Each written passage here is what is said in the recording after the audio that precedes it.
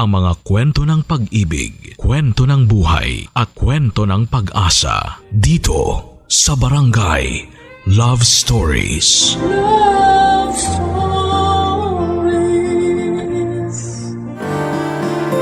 Masarap ang makipaglaro, lalo na kung pareho kayong magaling ng taong kalaro mo. Pero kapag puso na ang pinag-uusapan ay mahirap itong paglaruan dahil tiyak na iiyak ang taong talo sa dulo. Ikaw kabarangay, naranasan mo na bang maging talunan sa laro ng pag-ibig?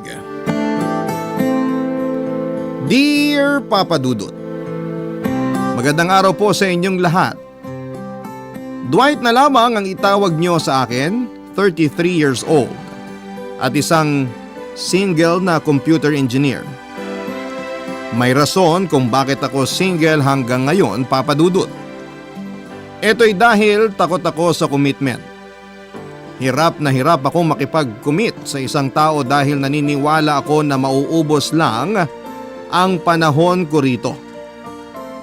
Para kasi sa akin, nanakawin lang ng pakikipagrelasyon ang oras ko. Kaya naman mas pinili ko na lamang na huwag maghanap ng kapareha sa buhay ko. Late bloomer po kasi ako, Papa Dudut. Kung kailan ako tumanda na ay saka ko na lang na-enjoy ang pagkabinata ko. Ang mga bagay na dapat ay ginawa ko noong nasa 20s pa lamang ako ay saka ko na lamang nagagawa noong nag-30 na ako. Noon kasing bata-bata pa ako ay wala akong ibang ginawa kundi ang magtrabaho para sa pamilya ko. Ako po kasi ang tumayong breadwinner ng pamilya namin matapos mamatay ang tatay ko sa aksidente sa motor. Ako ang tumulong kay nanay na pag-aralin ang dalawang nakababatang kapatid ko. At noong makapagtapos sila ay saka na lamang ako nakapag-focus sa sarili ko. Isa pa ay hindi ko magawang makipagrelasyon noon dahil masyado pa akong maraming pinoproblema sa buhay ko. Toxic ang kinalakhan kong pamilya, Papa Dudut.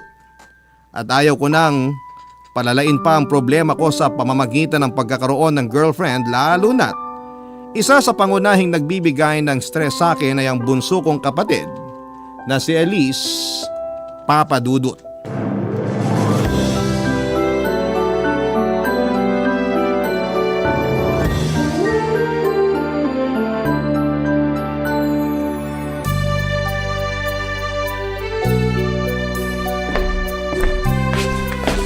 O Elise, anong ginagawa mo dyan? Bakit hindi ka pa nakabihis? Wala ka bang trabaho ngayon? Wala, nag-resign na ako. Ano? Wala ka pang isang buwan doon sa pinapasukan mo ah. Ayoko na doon. Ang swapang ng boss ko, lagi akong pinipilit mag-overtime, hindi naman dinadagdagan ng sweldo ko. Elise naman, ang daming tao dyan. Hirap na hirap makahanap ng trabaho tapos ikaw, sasayangin mo lang ibinigay sa'yo? Ano magagawa ko kung ayaw ko sa trabahong yun? Ikaw naman nagpumilit sa akin na pumasok doon, di ba? Oo, nakiusap ako sa kaibigan ko na i-recommend ka niya sa pinapasukan niya. Kasi ilang buwan ka nang walang trabaho. Mabuti nga kinuha ka nila tapos sasayangin mo lang. Bawal ba magreklamo? Sa bulok yung sistema nila Porket desperada na ako makahanap ng trabaho, aabusuhin na nila ako. Hindi naman pwede yun. Kaysa naman nakatambay ka rito sa bahay. Ano, buhay prinsesa ka na lang. Tagahintay ng grasya. Ang galing mo naman. Maghahanap ako ng sarili kong trabaho. Hindi ko kailangan ng tulong mo. Ha? Kailan pa? Wala ka pa nga napapatunayan Simula pagkabata, sa akin ka na nakaasa. Paano ako maghahanap ng trabaho sa ganyang ugali mo? Bakit? Ginusto ko ba yung tulong mo? Hiningi ko ba yun sa'yo? Tinulungan kita kasi kapatid kita. Kung kapatid mo pala ako, huwag mong isumbat sa akin yung mga naitulong mo. Yan ang mahirap sa'yo Tutulong-tulong ka tapos kapag naghalo na ang balat sa tinalupan, uungkatin mo na yung mga naitulong mo para ano? Para ipamukha sa akin na ikaw yung mas mataas, na ikaw yung mas dominante. Totoo naman Oo, totoo. Pero wala kang karapatang bastusin ang pagkatao ko dahil may kakarampot kang naitulong sa buhay ko. Kakarampot? Pinag-aral kita. Hinanapan kita ng trabaho. Galing sa bulsa ko nagpapakain sa'yo. Saan yung kakarampot doon? Masama bang magsalita? Masama bang punahin ka lalo na kung nakikita ko yung mga pinagpaguran ko na pupunta lang sa wala? Ayan, dyan ka magaling. Ang magbilang. Isama mo na rin sa listahan pati yung pagpalit mo ng diaper ko nung baby pa ako. Yan naman yung gusto mo, di ba? Yung araw-araw, ipinapaalala mo sa akin na wala akong narating, na ikaw lang yung magaling. Bakit kasalanan ko? Bakit ako yung mali? Ako yung bumubuhay sa atin pero ako pa yung masama? Sa pamilyang to, ako yung naghahanap buhay. Ako yung nagpapakahirap. Nagpapakapagod para mabuhay kayo. Tapos ano? Ako yung kontrabida? Hindi ko sinusumbat yung mga bagay na nagawa ko sa'yo. Ang gusto ko lang naman, pahalagahan mo yung mga paghihirap ko. Pinag-aral ko kayong dalawa ng ate mo, tapos ganito yung sukling makukuha ko. Yung isa buntis, tapos ikaw walang trabaho. Magalit na kayo o magalit, pero nagagalit ako sa inyo dahil pagod na ako sa totoo lang. Alam mo kung ano yung nakakalungkot? Ni isa sa inyo, wala man lang nagpapasalamat. Ni isa sa inyo, wala man lang nagpahalaga sa effort ko. Wala eh. Sinanay nyo na kasi yung mga sarili nyo na nandito lang ako, nasasagot sa mga problema nyo. Tapos ka na ba? Gusto mo makarinig ng salamat? Eh di salamat.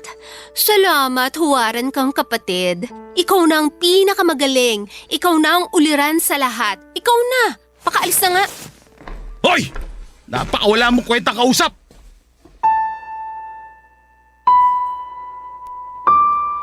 Nasanay na ako sa ganong klase ng buhay, Papa Dudut. Lagi na lamang kasi sa akin nakaasa ang lahat. Mula umaga hanggang gabi ako lahat ang humaharap sa mga problema ng pamilya namin. Matanda na ang mga kapatid ko kung tutuusin pero parang wala man lang silang pinagkatandaan. Dahil sa akin pa rin sila umaasa. Kapag naman naglalabas ako ng hinanakit sa kanila ay ako pa rin ang lalabas na masama. Ang malala, sa halip na maintindihan ako ng nanay namin ay mas kinakampihan pa niya ang mga kapatid ko. Ako raw ang panganay at kailangan ako ang umintindi sa mga nakababata kong kapatid. Ako na nga yung tumutulong sa kanila pero ako pa yung pinagkakaisahan. Tuwing nasisira ang araw ko dahil sa pamilya ko ay umaalis ako ng bahay. Nagpupunta ako sa mga bar at doon ay naghahanap ng babae. May isa akong lugar na paulit-ulit na pinupuntahan kung saan ako nakakakilala ng mga kababaihang willing makipag one night stand. Pagkatapos ng isang gabing puno ng sayawan at alak ay inaaya ko silang maghotel para doon namin sabay tapusin ang magdamag. Pagsapit ng umaga ay maghihiwalay kami at hindi na magkikita pang muli, Papa Dudut. Ganun na nga po ang naging buhay ko. Alak at babae na lamang ang tanging nagpapasaya sa akin lalo na tuwing stress ako sa trabaho at stress sa bahay. Sa ganoong paraan ko nakilala si Sienna na noong unay nakasama ko lamang ng isang beses hanggang sa naulit muli ang pagkikita namin, Papa Dudut. Kalaunan ay siya nang naging fubo ko. Ang babaeng pinupuntahan ko kapag kailangan kong maglabas ng stress at init ng katawan, Papa Dudut.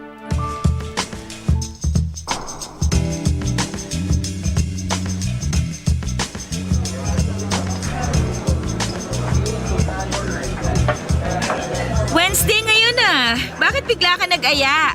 Walang pinipiling araw ang pagiging bad mood ko. Bad trip ka na naman? Parang nagiging synonymous na ang pangalan ko sa pagiging bad mood mo ah. Yun naman talagang rason ba tayo nakikita, di ba? Ikaw ang gamot ko tuwing nasisira ang araw ko. Eh di dapat pala may bayad ako. Kailangan pa ba nun? Nagagawa ko naman yung parte ko, di ba? Uwi ka masaya dahil sa akin. Ang taas ang tingin mo sa sarili mo ah. Sigurado ka ba na napapasaya mo ako? Hindi ba? Imposible namang hindi. Ikaw yung pinakamayingay sa ating dalawa. Matakaw ka kasi. Lagi akong gutom eh. Kaya pala sobrang aggressive mo sa kama. Lagi ka palang bad trip. Sa akin mo ba nilalabas galit mo sa mundo? Hindi lang galit nilalabas ko, pati init at sarap ng katawan. Ako pala yung punching bag mo ha. Binubugbog mo ako sa ibang paraan. Eh dahil dyan, sagutin mo tong isang bucket ngayong gabi. Bakit ako? Dapat hati tayo. Ikaw nagyaya eh. Dapat ikaw magbayad. Ganun na ba ngayon? Ganun naman talaga dapat no. Lumabas ako para sa'yo kaya ilibre mo ako. O sige na nga. Pero sa'yo yung hotel mamaya ha. Para fair. Kailangan pa ba nun? May sasakyan naman ako eh. Doon na lang tayo. Ibang klase ka rin ah. Ang kuripot mo talaga. Pero maganda yon. Hindi ko pa nasusubukan sa sasakyan. Wag na pala. Bagong linis lang yung sasakyan ko. Baka madumihan ka agad. Oy, wala nang bawian. Wala. binabawi ko na. Cheers tayo. Cheers para sa pamilyang toxic. Oh, cheers para sa pusong sawi. Teka, mali pala. Dapat ang hinihiling natin, yung positive. Hindi yung mga nega sa buhay. Ano ba dapat? Ganito. Cheers para sa pagkakaroon ng kasama tuwing bad trip ako. Okay, cheers para sa manlilibre sa akin ngayon.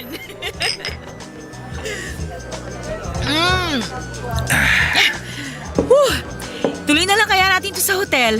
Ayaw mo na ba rito? Masyadong maingay eh. Bili na lang tayo ng maiinom sa labas tapos sa hotel na tayo uminom. Sige ba, para diretso na rin tayo. Magkaaya ka pa kasi sa bar eh, pwede namang rekta na. Sorry naman po, alam ko na sa susunod. O ano, saan tayo? Sa dati ba? Try naman natin sa iba. Kabisado na nila mukha natin sa dati. Sige. May alam ako. Tara, lika na. Isang buwan na ang lumipas simula nang nakilala ko si Sienna. 2:00 noon ng madaling araw noong napansin ko si Sienna na mag-isang nakatayo sa may gilid ng stage sa bar na pinupuntahan ko. Nakahawak siya ng isang baso ng beer at tahimik na nakikinig sa kumakantang banda. Tandang-tanda ko pa ang suot niya na black dress na abot hanggang taas ng tuhod. Papunta na sa kulay na brown ang mahaba nitong buhok na hanggang balikat. Ganong klase ng babae ang mga tipo ko, Papa Dudut. Kaya nung nakita ko siya ay agad ko siyang nilapitan at nakipagkilala ako sa kanya.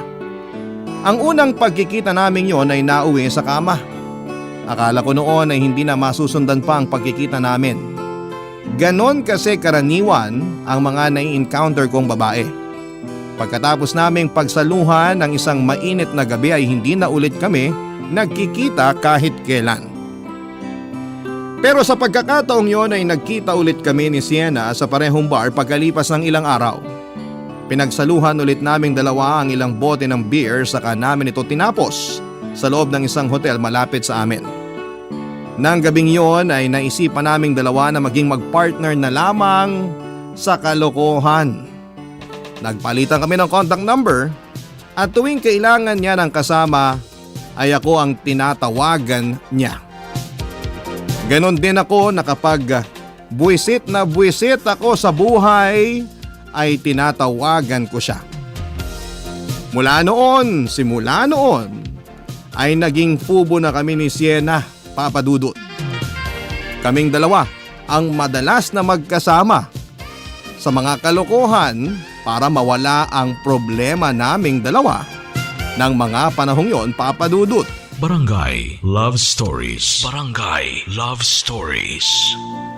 Magandang babae si Sienna, Papa Dudut, pero napaka-misteryosa niyang tao. Tuwing magkasama kami ay ayaw niyang pinag-uusapan namin ang tungkol sa buhay namin. Pure business lang daw dapat ang hangad namin sa isa't isa at walang halong personalan. Gusto kasi ni Sienna na maging estranghero pa rin kami kahit na lagi namang kaming nagkikita. Katawan lang daw namin ang habol namin sa bawat isa, kaya hindi na namin kailangang mag-invest ng emosyon. No feelings involved. Yan ang rule ni Sienna sa akin, Papa Dudut. Bawal magtanong tungkol sa buhay-buhay, bawal mag-share ng personal stories, at higit sa lahat ay bawal kaming ma-in love sa isa't isa. Kaya naman kahit mahigit 1 buwan na kaming nagkikita noon ay hanggang pangalan lamang ang alam ko kay Sienna. Hindi ko nga po sigurado kung totoo bang Sienna ang pangalan niya. Hindi ko alam kung saan siya nakatira, kung ano ang trabaho niya at ang mga hilig niya. Pati na rin ang birthday o maging edad niya. Sa totoo lang ay wala din naman po akong pakialam kahit na hindi ko makilala si Sienna ng lubusan. Hindi rin naman po ako interesado sa kanya noon dahil wala din naman akong planong pumasok sa isang relasyon na kasama siya. Kaya agree din po ako sa kanya na kailangan naming gawin ang mga bagay na yon. Tuwing nagkikita kami wala itong halong feelings. Pero noon yon, Papa Dudut, dahil kalaunan ay nagbago ang lahat. Nung bigla na lamang nag-open sa akin si Sienna tungkol sa problema niya sa buhay niya, Papa Dudut.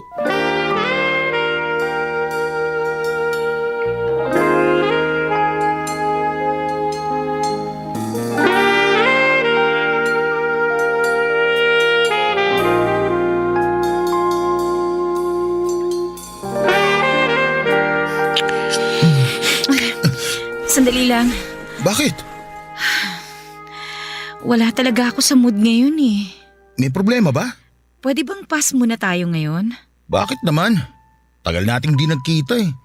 Excited pa naman ako makita ka. Ay, ang dami ko kasing iniisip ngayon eh. Eh di sana hindi ka na lang nagpunta kung ayaw mo pala. Anong gagawin natin ngayon dito? Umuwi na lang tayo. Pasensya na talaga ha. Dali lang. Uwi agad? May problema ba? Sabihin mo na, baka makatulong ako. Wala. Akin lang yun. Hindi mo na kailangan malaman kung ano yung pinagdadaanan ko ngayon. Alam kong eto lang ang meron tayo ngayon. Pero pwede naman magkwento eh. Marami na tayong pinagsamahan, kaya wala nang kaso sa akin yun. Di ba nga, ang rule natin, bawal magkwento tungkol sa personal na buhay? Lahat ng rule may exception. Kung problemado ka talaga, gawin natin exception tong araw na to. Sige na, nandito ako bilang kaibigan mo. Tungkol saan ba yung iniisip mo? Tungkol sa ex ko. Oh, ano meron sa kanya? Gusto na niya makipagbalikan sa akin. Ganun ba? Eh anong problema dun? Ayaw mo na sa kanya? Gusto. Gusto ko ring makipagbalikan sa kanya. Pero mawawala yung point ko kung binalikan ko siya, lalo na kung wala naman siyang ipinagbago. Ano bang rason ng hiwalayan nyo? Marami siyang issues eh. Sa sarili niya, sa pamilya, sa lahat ng bagay. Kaya kami naghiwalay kasi nadadamay ako sa kanigahan niya. Tuwing may problema siya, pati ako nahihirapan. Eh ganun naman talaga dapat, di ba? Nagtutulungan kayo sa mga problema nyo? Pero masyado nang malala yung issues niya eh. Alam mo yun, yung imbis na ma-enjoy namin yung moment naming dalawa, lagi na lang niyang nasisira dahil sa ugali niya. Napakaliit niyang tao pero ang daming bitbit na problema ng babaeng yun. Teka, babae? Oh, Dwight, may girlfriend ako. Ex-girlfriend. You mean… Bisexual ako. Pareho akong nagkakagusto sa babae at sa lalaki. Romantically attracted ako sa mga babae pero sexually mas gusto ko sa lalaki. Teka. Oh, ngayon ko lang nalaman yan ah. Oh, ngayon alam mo na. Ngayon, alam ko na nga. Kung ako tatanungin mo, isa lang ang sagot siya sa problema mo. Ano? Mahal mo pa rin ba siya hanggang ngayon? Oo. Pero gusto ko kasi ayusin niya muna yung buhay niya. Hindi ko trabaho bilang girlfriend ang umayos ng buhay ng isang taong madaming pasang problema. Kung gusto niya makipagbalikan sa akin, ayusin na muna niya yung sarili niya. Eh di sabihin mo sa kanya yan. Malay natin, yan ang maging rason para magbago na yung tao. Sana nga. Ganun lang naman kasimple yun eh. Pag-usapan niyong lahat. Kung wala magbabago, eh di wala magkakabalikan. Oo, alam ko na yan. Yun naman pala eh. O ikaw naman. Anong ako naman? Di ba problemado ka rin sa pamilya mo? Ikaw naman magkwento para fair. Usual na toxic family lang naman yung pinagdadaanan ko. Isang pamilya na sa akin lahat nakaasa. Lalo na yung kapatid kong bunso. Puro problema na lang ang dala sa akin. Baka naman maging siya, marami ding problema, kaya ganun. Parang pareho lang din naman pala tayo ng pinagdadaanan eh. Ibabalik ko sa iyo yung sinabi mo. Kausapin mo yung kapatid mo. Alamin mo kung saan nanggagaling yung mga problema niya. Baka yun ang solusyon sa pinagdadaanan mo ngayon. Malabo na mangyari yun. Try mo lang. Okay, sige. Subukan ko siyang kausapin. Ikaw din. Kausapin mo rin yung ex mo. Sabihin mo sa kanya lahat ng ayaw at gusto mo para alam niya ginagawa niya. Okay, try ko. Ano? Pwede na ba natin ituloy yung ginagawa natin? Pass pa rin. Inom na lang tayo. Libre ko. Daya naman. Sa unang pagkakataon ay nasilip ko ang mundo ng babaeng gabi-gabi kong nakakasama. Ang dating black and white na pagtingin ko kay Sienna ay biglang nabigyan ng kulay. Hindi na lamang siya si Sienna na nakakasama ko sa inuman. Hindi na lamang siya ang Sienna na nakakasama ko sa ilalim ng kumot sa isang kwartong walang bintana. Siya na ngayon si Sienna na matapang man tignan pero malambot naman pagdating sa ex-girlfriend niya. Para siyang walang pakialam sa mundo pero marupok naman pagdating sa pag-ibig.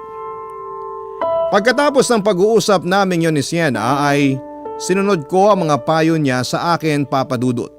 Kailangan ko raw kilalanin pa ang kapatid kong si Elise para mapakinggan at malaman kung saan ang gagaling ang ginagawa nitong pagre-rebelde. Kung iisipin ay hindi talaga kami close ng kapatid kong yon. Noong kasing nag-aaral pa lamang siya ay wala siyang ibang ginawa kundi ang gumala kasama ang mga kaibigan niya. Hindi nito sineseryoso ang pag-aaral niya kaya ilang beses siyang bumagsak sa mga subjects niya. 7 taon siyang nag-aral Papa Dudut bago siya nakapagtapos sa kolehiyo. Doon nagsimula ang hindi namin pagkakaintindihang magkapatid. Ang awayan naming yon ay nabuo ng nabuo hanggang sa nasanay na lamang kaming dalawa na hindi magkasundo. Kaya naman noong naabutan ko si Elise sa bahay isang gabi ay kinausap ko siya ng masinsinan.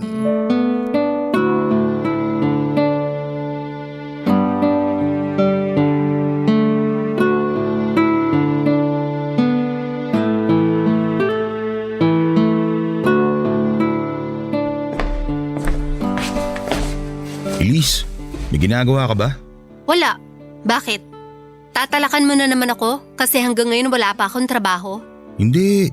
Gusto lang kitang kausapin. Kuya, alam ko pabigat ako. Oo na, wala na akong kwenta. Kahit hindi mo na sabihin, alam ko na yan. Kahit kailan, hindi ko sinabi na wala kang kwenta. Hindi mo nga sinabi, pinaparamdam mo naman. Yun bang nararamdaman mo tuwing nagagalit ako sa'yo? Ano sa tingin mo? Akala mo ba gumagaan pakiramdam ko tuwing pinagsasabihan mo kung walang ambag dito sa bahay? Siyempre hindi. Imbis na ma-inspire ako, mas lalong bumababa ang moral ko. Sorry kung yun ang nararamdaman mo sa mga ginagawa ko.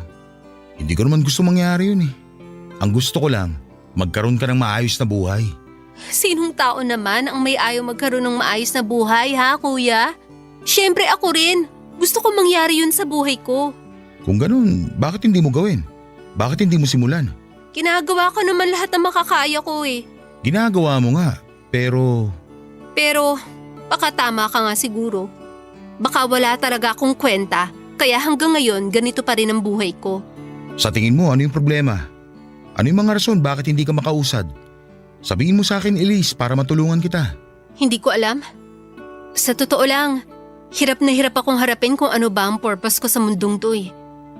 Hindi ko alam kung anong gusto ko, kung ano ba dapat ang maging future ko, kung ano ba yung mga bagay na gusto ko makuha sa buhay. Hindi ko pa alam, kuya. Naiintindihan kita. Ganyan din ako noon. Talaga ba? Parang hindi naman. Ako kasi, laging nadadala sa pressure. Parang palagi na lang na may kailangan akong tapusin. Kailangan kong graduate, kailangan kong magkatrabaho, kailangan kong makatulong. Dapat makasabay ako sa takbo ng buhay kahit na sobrang hirap humabol. Kasi ganoon naman talaga ang katotohanan. Kailangan nating sumabay. Kasi kung hindi natin gagawin yun, wala mangyayari sa buhay natin. Kaya nga ako sobrang pressured. Sobrang hirap huminga kasi feeling ko wala akong oras para gawin yun. Pilit akong hinihila ng mga responsibilidad ko sa buhay sa puntong hindi ko na kayang tumayo sa sarili ko. Kaya nagpapahila na lang ako. Bahala na kung saan ako dalhin. Lahat naman tayo nagpapahila lang eh. Pero dapat, ipakita mo sa sarili mo na kahit sobrang huli ka na, kaya mo pa rin humabol. Ako rin naman, bata pa lang. Na-pressure na ako sa mga responsibilidad na yan. Hindi naman sa nagre-reklamo ako. Gusto ko rin naman makatulong. Pero yun nga, tao lang din ako. Napapagod din. Mahirap kasi tayo at dahil mahirap tayo, wala tayong oras para tumigil at pag-isipan kung ano yung plano natin sa buhay. Yun yung hindi ko magawa, kuya. Hindi ko magawa mag-isip kung ano ba dapat ang kailangan kong gawin kasi araw-araw binabagabag ako ng utak ko. Matanda na ako na dapat may ginagawa na ako hindi lang para sa sarili ko kundi para sa pamilya natin. Nahihiya ako sa iyo kasi wala pa akong naibabalik. Nahihiya ako dahil hanggang ngayon, ganito pa rin ako. Isang babaeng walang direksyon ng buhay. Hindi mo naman kailangan magbalik eh. Ang kailangan mo lang gawin, huwag sayangin yung mga oportunidad na dumating sa'yo. Yung mga tulong na naibigay sa'yo, gamitin mo para sa sarili mo. Mahirap, oo. Pero kakayanin naman natin yan eh. Lalo na kapag desidido talaga tayo sa mga hangarin natin. Pero di bali, hindi kita mamadaliin. Sorry kung paminsan-minsan nagagalit ako sa'yo. Sorry din, kuya, kung nasasagot-sagot kita. Pasensya na sa mga nasabi ko sa'yo. Okay lang yun. At least ngayon, alam ko na ang rason. Ngayon, pwede na tayo magsimula ulit. Salamat, kuya. Pagkatapos ng pag-uusap namin yon ay naliwanagan din ako sa wakas tungkol sa pinagdadaanan ni Elise Papa Dudut. Dahil dito ay nagsimula kaming magkaroon ng kompormiso sa isa't isa. Nangako si Elise na babawi siya at hindi niya hahayaang masayang ang mga pinaghirapan ko para sa kanya. Nang mga oras na yon ay maghahanap daw siya ng trabaho para makatulong sa mga gastusin sa bahay. Samantala, binigyan ko naman si Elise ng sapat na oras para pag-isipan at pagplanuhan ang future niya. Sinabi ko sa kanya na hindi ko na siya ipe-pressure sa mga desisyon niya sa buhay. Nangako rin ako na magiging kuya ko sa kanya na pwede niyang takbuhan kapag nangangailangan siya ng tulong. Tuwang-tuwa noon ang nanay namin dahil noon lamang niya ulit kami nakita ni Elise na nagkasundo. Sa totoo lang ay gumaan din ang loob ko noon, Papa Dudut. Para akong nabunutan ng tinik. Masarap pala sa pakiramdam ang magkaroon ng tahimik na pamilya kung saan ay walang away, inggitan at sisihan. Sobrang laki ng pasasalamat ko noon kay Sienna dahil siya ang dahilan ng lahat ng yon, Papa Dudut. Hindi naglaon ang dating pagtingin ko sa babaeng yon ay unti-unting nagbago. Kung babaeng parausan lamang ang turing ko sa kanya noon, noong mas nakilala ko pa siya ay ayoko mang aminin. Ay dahan-dahang nahulog na ang loob ko para kay Sienna. Mahal ko na siya, Papa Dudut. Barangay Love Stories. Barangay Love Stories. Papa Dudut, iba pala ang pakiramdam kapag wala kang taong kaaway. Malaking bagay para sa akin na nagkabati na kami ng kapatid ko at sa sobrang saya ko ay in-invite ko si Sienna na kumain sa labas.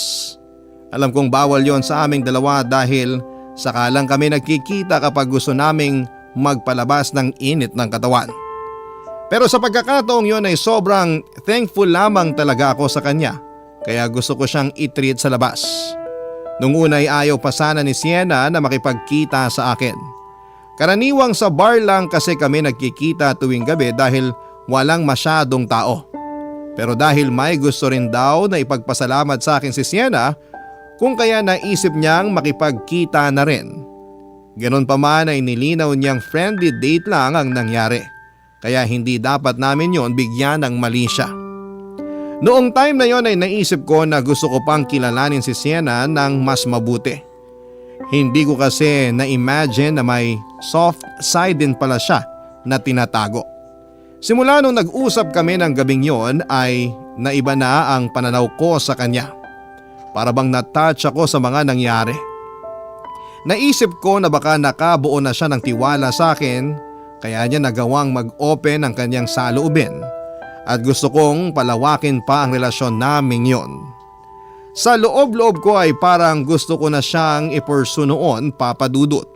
Kahit na alam kong ayaw niyang makipagrelasyon sa lalaki, ay sinubukan ko pa rin ang swerte ko at nagtapat ako ng nararamdaman ko para sa kanya.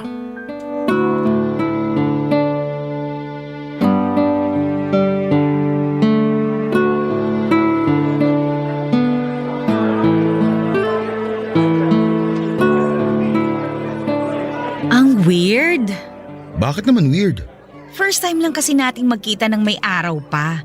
Tuwing nagkikita tayo, gabi na, di ba? Ngayon lang tayo lumabas ng ganitong oras, ha? Oo nga, no? Ngayon lang din tayo nagkita na walang ibang plano kundi kumain lang at hindi alak ang iniinom natin. Kakaiba kasi itong setup natin eh. Pero ang mahalaga, nag-grow na yung pagsasama natin. Na dapat hindi mangyari. Bakit naman? Di ba nga, kaya nga may rule tayo na bawal tayo mag-open para hindi na ma-develop tong samahan natin. Pang-aliw lang tayo sa isa't isa. Pampatanggal ng init ng katawan. Iniiwasan ko talaga na magkaroon tayo ng attachment kasi nga hindi maganda kapag nangyari yun. Bakit kasi ayaw mo mangyari yun? Eh kasi ayoko. Magiging problema yan kapag nagkataon. Paano mo naman nasabi? Kasi ayoko ma-fall sa'yo. Bakit naman ayaw mo? Good catch naman ako ah. Hindi pwede kasi nagkabalikan na kami ng ex ko. Talaga? Nagkabalikan na kayo? Oo. Yun din naman ang rason kung bakit ako pumayag na makipagkita sa'yo ngayon. Kasi ito na yung magiging huli nating pagkikita. Bakit naman? Syempre, hindi na ako single, no?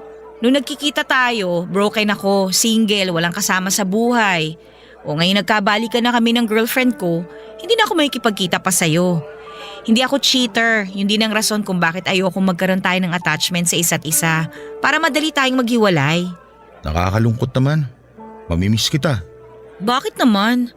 Marami pa namang ibang babae dyan eh. Babalik ka lang naman sa dati mong gawi. Ikaw na yung gusto ko eh.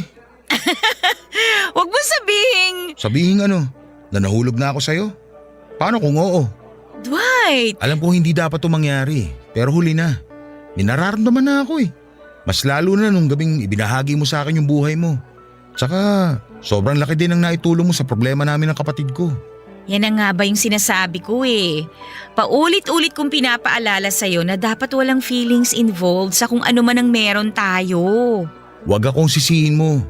Sisihin mo puso ko. Ikaw yung pinili eh. Sorry, pero hindi talaga magiging tayo. Mas makakabuti nga talaga na wag na lang tayo magkita. Bigyan mo naman ako ng chance. Chance? Dwight, kakasabi ko lang na nagkabalikan na kami ng ex ko. Siya yung mahal ko. Never ako nagkagusto sa'yo. Katawan lang ang habol ko. Ganon ka rin dapat na katawan lang ang habol mo sa akin. So paano yan? Hindi na tayo magkikita kahit kailan. Hindi na. Delete mo na lahat ng contact ko sa'yo. Simula ngayon, kalimutan na natin lahat na nangyari sa atin. Kasi gano'n naman dapat nung una pa lang, di ba? O paano? Pasensya ka na ha. Hindi na kita masasamahan. Mauna na ako sa'yo.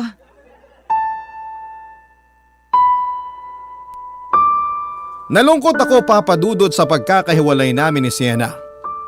Kung kailan kasi unti-unti nang nade-develop ang feelings ko sa kanya ay saka naman niya winakasan ang pagsasama naming dalawa. Masaya ako na masaya na siya, kaso nga lang nakakalungkot din dahil masaya siya sa piling ng iba. Wala naman po akong ibang choice kundi ang sumunod sa gusto nito.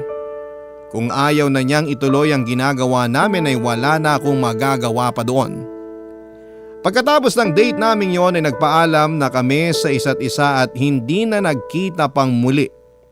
Never na niya akong kinontak noon at kahit na gustong gusto ko siyang tawagan at i-text ay hindi ko ito ginawa dahil alam ko namang may karelasyon na siya at ayaw kong makasira ng maayos na relasyon. Masaya pa rin naman ako, Papa Dudut, dahil nakatulong ako sa love life ni Sienna. Masaya din ako dahil bago kami nagkahiwalay ay malaki rin ang naitulong niya sa akin sa problema namin ni Elise. Dahil naayos na ang family problem namin sa bahay ay tumigil na rin ako noon sa dati kong mga gawain. Umiinom pa rin naman ako paminsan-minsan para mag-unwind pero hindi na po ako nang bababae. Unti-unting inayos ni Elise ang buhay niya. Nakahanap siya ng matinong trabaho na na-enjoy niya at masaya ako para sa kanya. For the first time ay nagkaroon kami ng Pasko na tahimik, masaya at punong-puno ng pasasalamat.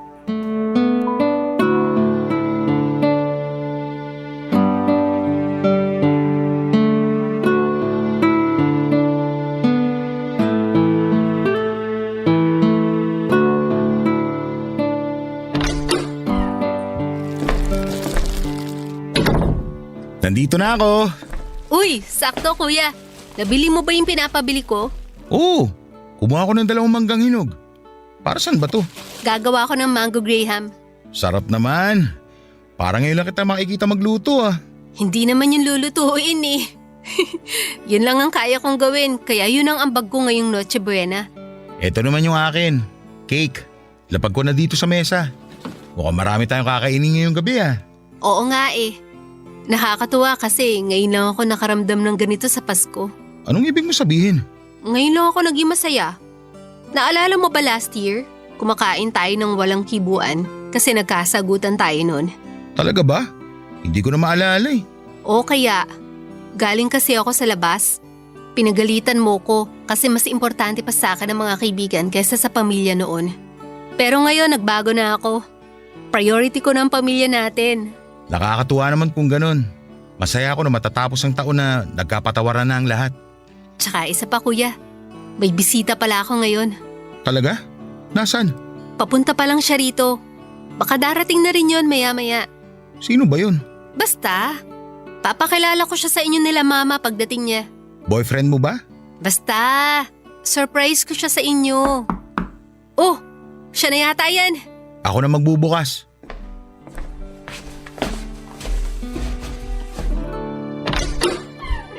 Oh, Shena?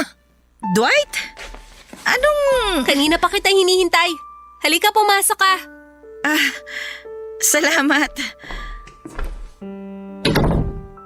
Ito pala yung kuya ko, si Kuya Dwight. Dito siya sa atin magno-Noche Buena. Pinaalam ko na kay nanay. Talaga? Hi, Shena. Merry Christmas. Merry Christmas din. Kuya, may aaminin ako sa'yo. Ha? Ano? Ano yung sinabi mo? Ang sabi ko may aaminin ako. Gusto ko na sa'yo ko muna unang sabihin ng lahat bago ko to i-announce mamaya. Baka kasi hindi matanggap ni nanay yung surprise ko. Mas maganda na may backup ako. Sige, ano ba yung aaminin mo?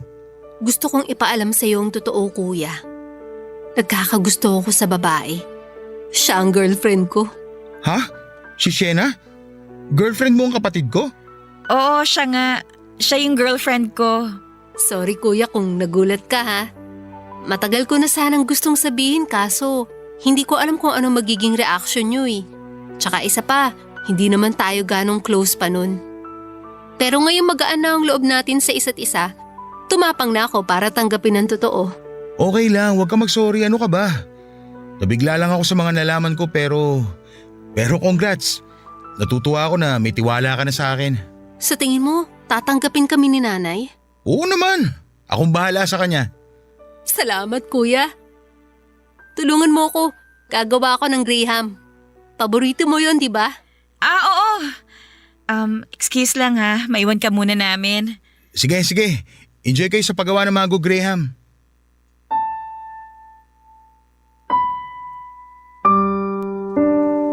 Sobrang laki ng gulat ko sa mga nalaman kong revelasyon ng kapatid ko, Papa Dudut. Nagulat ako na lesbian pala siya pero mas nagulat ako na ang girlfriend niya ay walang iba kundi si Sienna. Hindi ko alam na ang dating ex pala na tinutukoy noon ni Sienna ay walang iba kundi ang kapatid ko. Proud ako sa kapatid ko, Papa Dudut, dahil sa wakas ay nakahanap siya ng tapang para aminin sa akin at sa buong pamilya namin ang totoo niyang kasarian.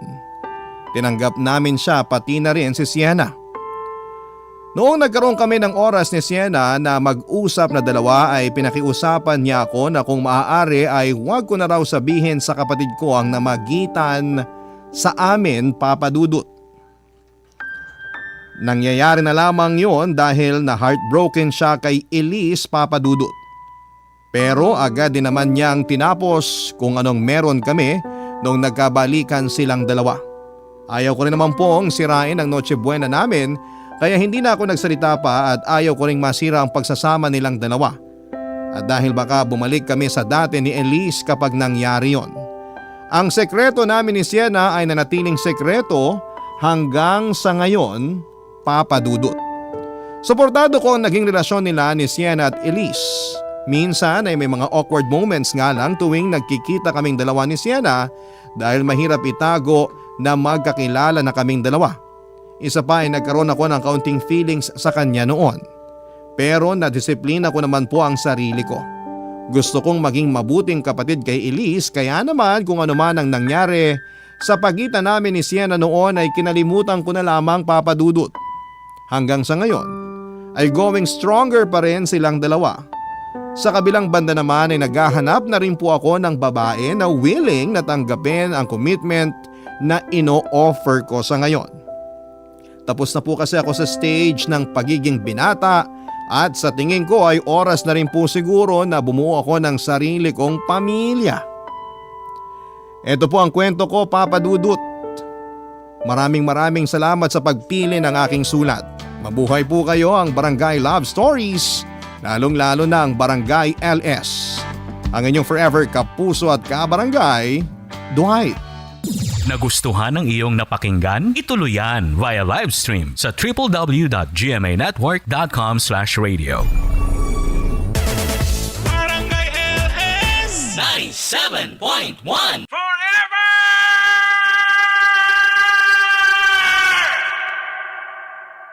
ang mga kwento ng pag-ibig, kwento ng buhay at kwento ng pag-asa dito sa Barangay Love Stories. Love Stories.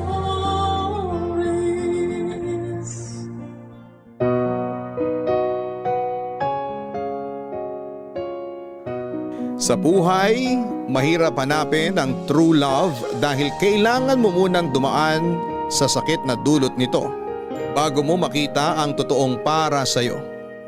Ngunit minsan ay nakakapagod na rin ang magmahal, lalo na kung puro pasakit na lamang ang nakukuha mo mula rito. Ang kabarangay natin ay tatampok ngayong araw na si Grace ay ganun mismo ang kanyang pinagdaanan. Kaya naisip niya na para magkaroon siya ng peace of mind ay mas pinili niyang wag na munang magpapasok ng tao sa puso niya. Mapaninindigan kaya niya ang desisyong ito.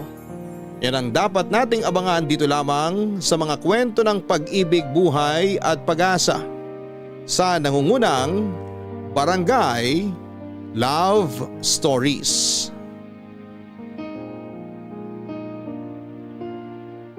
Dear Papa Dudut, ako nga pala ay isang 33-year-old health advocate mula sa Quezon City. Itago niyo na lamang po ako sa pangalang Grace. Nagpadala po ako ng sulat sa inyo bilang parte ng aking misyon na magbigay ng health awareness sa kapwa ko Pilipino. Kung tungkol saan ito, yun po ang malalaman ninyo sa pamamagitan ng aking kwento. 2 years ago ay muntik na po akong pumanaw matapos malagay sa bingit ng kamatayan ng buhay ko. 30 lang ako noon at inakala ko hanggang doon na lamang ang buhay ko. Pero dahil sa pagpupursiging mabuhay ay nalampasan ko ang sakit na dumapo sa akin. Babalik po tayo sa taong 2021. Kasagsagan pa noon ng COVID-19 pandemic. Dati akong call center agent. Actually, nasanay na nga ako noon sa work from home setup ko. Pero bilang gala akong tao at nasanay akong nakikita ng maraming tao ay nag-request ako sa company namin. Nasa opisina na ako magtrabaho at pinayagan naman nila ako. Mas gusto ko po kasi na nakakalabas ako para ma-refresh ang utak ko. Isa pa ay na-miss ko ang pag-inom ng kape sa labas at pagbisita sa mga paborito naming tambayan ng mga kaibigan ko. Papadudot maliban sa mga dating nakagawian, isa ring rason kung bakit ako excited na makalaya na mula sa lockdown ay dahil sa boyfriend kong si Toto. Simula noong nagka-pandemic kasi naging long distance na ang relasyon namin.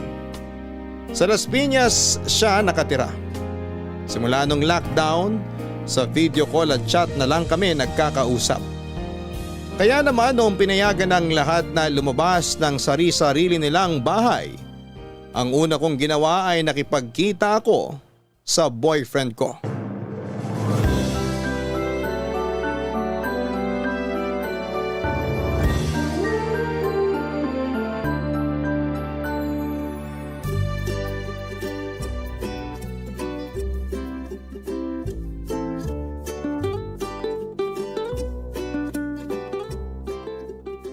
Alam mo, Toto, hindi talaga ako sanay dito sa bagong kulay ng apartment mo. Ayaw mo ba? Hindi naman, maganda naman siya eh. Bagay pa rin naman sa personality mo. Pero, Walang pero, maganda talaga siya, promise. Naninibago lang talaga ako. di ba ipinakita ko na sa'yo ito nung magka-video call tayo? Pinapanood mo pa nga ako noon habang nagpipintura eh.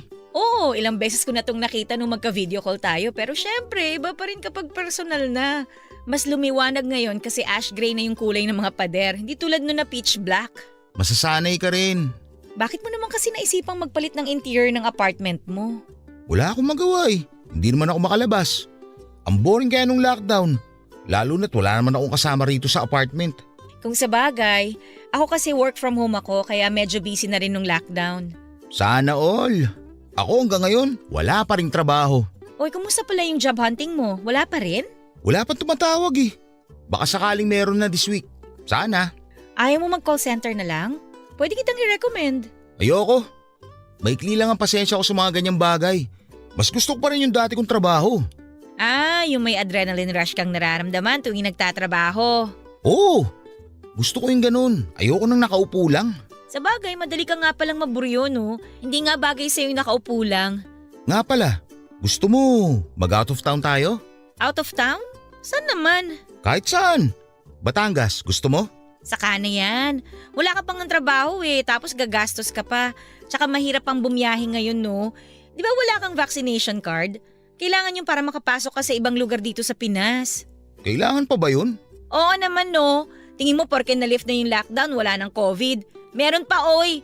Kaya nga kapag lumalabas, kailangan natin magpakita ng pruweba na safe tayo, which is yung vaccination card nga. Paano yan? Wala akong vaccination card. Bakit kasi ayaw mo magpa-vaccinate? Libre naman ah. Libre nga. Hindi naman natin alam kung safe. Vaccinated na ako, no? Safe naman ako. Wala naman kasing problema doon. Nagpapaniwala ka lang talaga sa mga conspiracy theory na nababasa mo online eh. Ang hirap lang kasi pagkatiwalaan yung mga gamot na yan. Ang bilis nilang na-formulate. Nakakapagtaka. HIV nga eh. Ilang taon na yung sakit na yan pero hanggang ngayon wala pa rin gamot. COVID pa kaya, nakabago-bago lang. Mas magaling ka pa sa mga scientists ha. Harmless sa mga vaccine. Tumutulong lang yung mga yun sa immune system natin para malabanan yung mga virus na yan. Basta, ayoko pa rin. Safe naman ako sa COVID hanggang ngayon eh. Hindi pa naman ako nahahawaan. Ano yun? Magpapavaccine ka na lang kapag nagka-COVID ka na. Bala ka. Baka hanapan ka rin ng vaccination card sa trabaho. Di nga. Hindi mo ba alam na vaccination card ang pinakamahalagang card ngayon? Yan ang gate pass natin sa lahat ng bagay. Hindi ka nga makakapasok sa mall kung wala kang vaccination card. Ang hirap naman pala niyan. Ewan ko ba kung bakit takot na takot ka dun? Takot saan? Sa mga bagay na related sa medical. Kapag may nararamdaman kang kakaiba, ayaw mo magpa-check up. Pag may pandemic na, ayaw mo pa rin magpa-vaccinate. May trauma ka ba sa mga ospital? Wala naman akong trauma sa ospital. Mas takot ako sa idea na baka biglang magkaroon ako ng malubhang sakit. Ha? Paano? Nung bata kasi ako, ganun ang nangyari kay mama. Malakas naman siya, masigla. Tapos isang araw, naisipan niya magpa-check up. Nalaman naming may malubha na pala siyang sakit. The following year, namatay na siya. Baka yun yung trauma ko. Natakot ako na bawat check up, may mahanap silang sakit sa katawan ko. Kaya naman pala Pero hindi maganda yung ganyang mindset. Mas maganda yung nagpapatingin ka pa rin sa doktor para kung sakaling may sakit ka, wag naman sana, malunasan ka agad. Mas mahirap kasi kapag late stage na yung sakit mo bago mo pa malaman Anyway, ba't ba napunta ang usapan natin dito? Napaka-morbid naman. Manood na tayo ng pelikula. Kala ko ba mag-movie marathon tayo ngayon? Teka, wala pa yung order natin On the way pa lang. Tugol naman.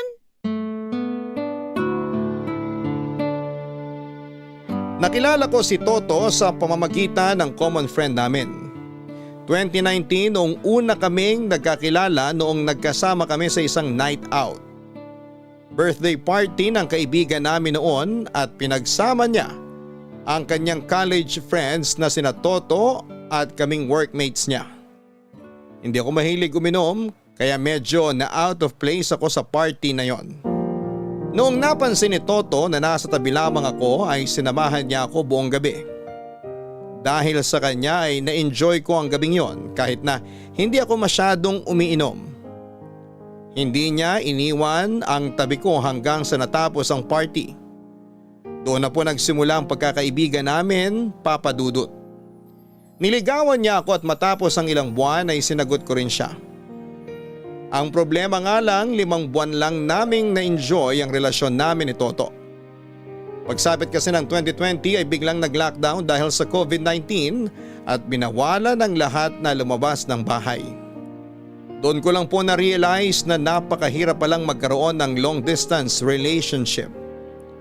Puro calls at chat lang kami noon ni Toto. Paminsan-minsan ay nagpapadala rin ng pagkain si Toto sa bahay pero hanggang doon na lang ang itinatakbo ng relasyon namin sa kalagitnaan ng pandemic.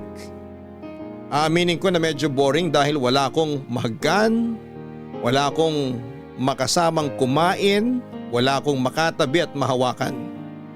Kaya naman nang lumuwag na ang restrictions, bumawi kami ni Toto sa isa't isa. Sinulit namin ang pagbabalik ng kalayaan namin at ginawa namin ang mga hindi namin nagawa sa mga nagdaang buwan. Hanggang sa isang araw ay aksidente ko nalaman na during pandemic ay marami palang ibang babaeng kalandian ng boyfriend ko, Papa Dudut.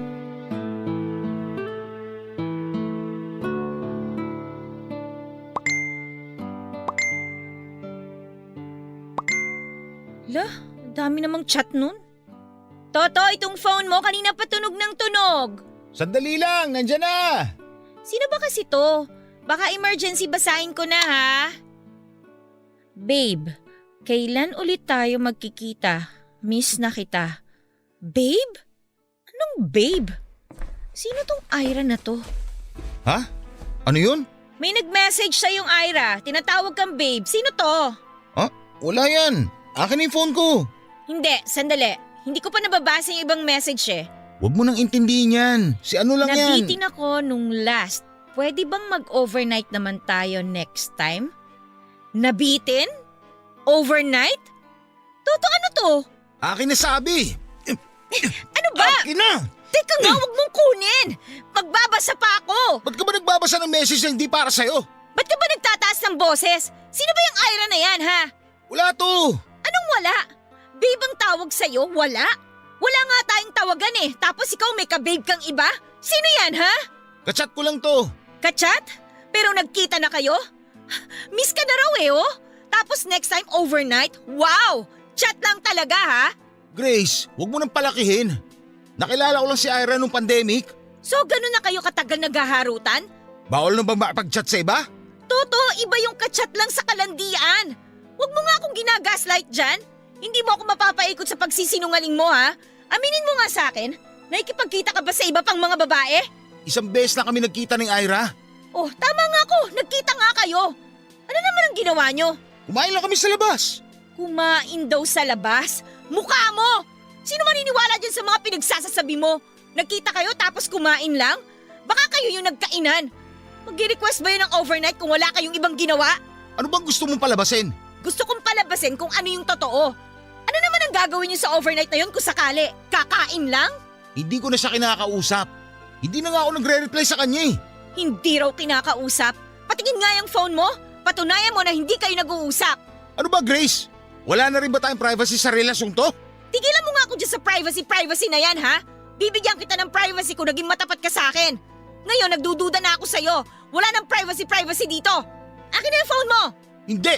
Wala kang karapatang halungkatin tong cellphone ko. Ah, ganon. Okay, sige. Magtanggalan na tayo ng karapatan kung gusto mo. Simula ngayon, wala ka na rin karapatan sa buhay ko. Grace naman. Napakadali lang ng hinihiling ko sa'yo, Toto. Gusto ko lang patunayan mo na faithful ka sa akin. Yun lang naman, di ba? Mahirap ba yon? Faithful naman ako sa'yo ah.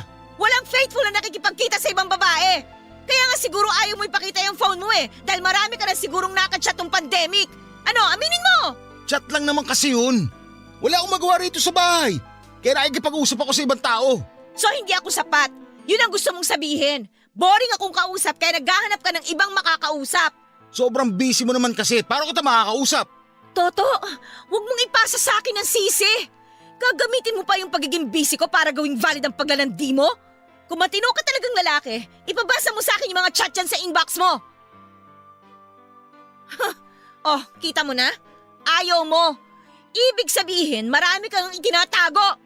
Faithful daw. Kainin mo yung pagiging faithful mo. Isaksak mo sa baga mo. Grace, saan ka pupunta? Doon ka na sa Ira mo. Tapos na tayo. Grace naman, sandali lang. Grace! Sa pang-apat na pagkakataon, muling pinagtaksilan ng puso ko ng isang lalaking pinagkatiwalaan ko ng lubos. Papa Dudut, ito ang mahirap sa pag-ibig. Palagi akong nagtitiwala sa mga tao tuwing sinasabi nila sa akin na aalagaan daw nila ang pagmamahal at oras na inilalaan ko para sa kanila. Pero sa huli ay sasayangin lamang nila ito. 4 na beses na akong nagmahal at 4 na beses na rin akong nasaktan. Ganon kahirap ang sumugal sa laro ng pag-ibig dahil puso at isip mo ang nakataya dito. At kapag ikaw ang natalo, mag-isa ka lang nabubuong muli ng nasira mong puso. Hindi ko na po binigyan ng second chance si Toto pagkatapos naming maghiwalay. The fact na naisip niyang makipagharutan sa hindi lang isa, kundi sa iba't ibang babae online ay malaking pagtataksil na yon para sa akin. Kahit pa sabihin niyang wala siyang nararamdaman para sa mga babaeng yon at ako lang ang tanging mahal niya. Naniniwala ako na hindi yon magagawa ng isang lalaking totoong umiibig. Pinilit kong mag-move on mula kay Toto.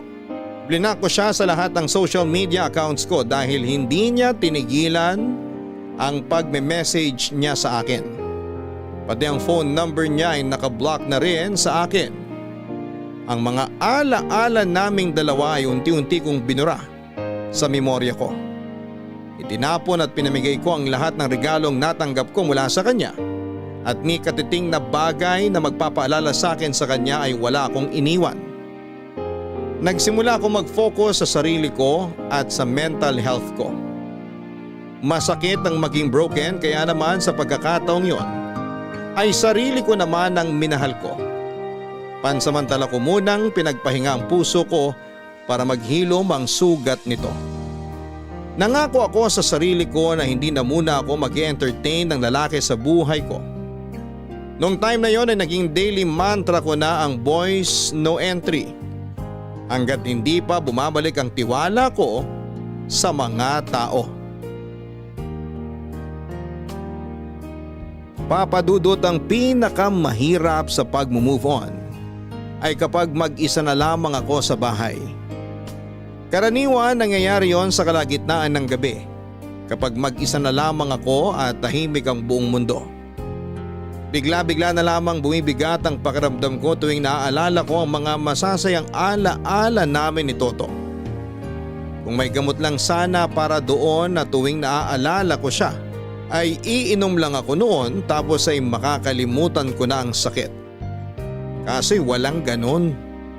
Kailangan kong pagdaanan ang kirot sa puso ko at ilabas ang magkakahalong lungkot, galit at tampo. Nang sa ganon ay gumaan ang nararamdaman ko. Ang ikinaganda noong panahon na naghiwalay kami ni Toto ay wala ng lockdown. Pwede akong tumambay sa mga kaibigan ko kapag kailangan ko ng makakasama. Pwede rin akong pumunta sa iba't ibang lugar para makalimutan ko si Toto. Papadudot, sa mga sumunod na buwan ay wala akong ibang ginawa kundi ang bumuo ng bagong memories.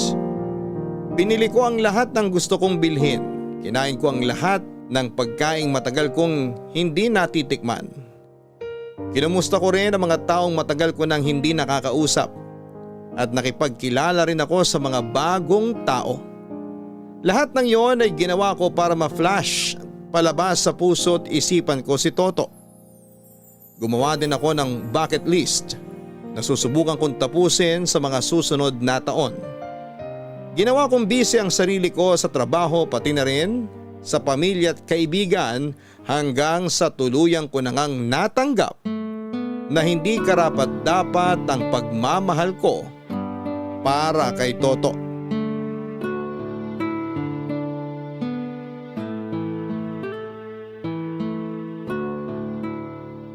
Te, may laman online banking mo?